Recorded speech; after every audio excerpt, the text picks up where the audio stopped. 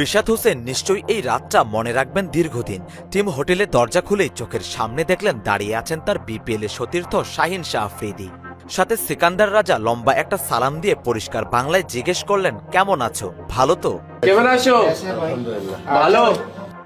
সাথে অধিনায়ক শাহিন শাহ আফ্রিদিও পাশ থেকে বলে উঠলেন, আমি তোমাকে ভালোবাসি। রাজা মনে হয় একটু বেশি খোশ মেজাজে ছিলেন। রিশাদকে জিজ্ঞেস করলেন, তুমি আমার বন্ধু হবে?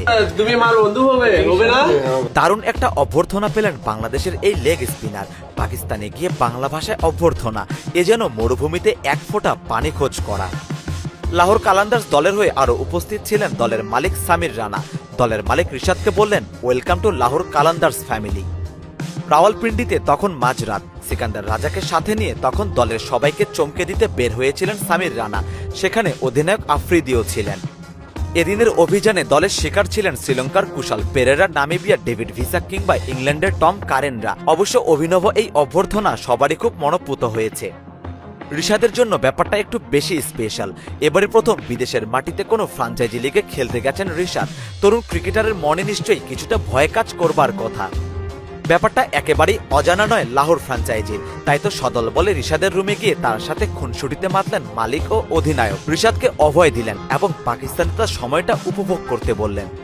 রিশাদ কতটুকু উপভোগ করছেন বা পারফরমেন্স কেমন করেন সেটা অবশ্য সময় বলে দেবে। আপাতত তিনি যে বিদেশ বিভুঁইয়ে একা নন সেটা অন্তত টের পেলেন প্রথম দিনেই। সারোয়ার সেতু, জিডি স্পোর্টস।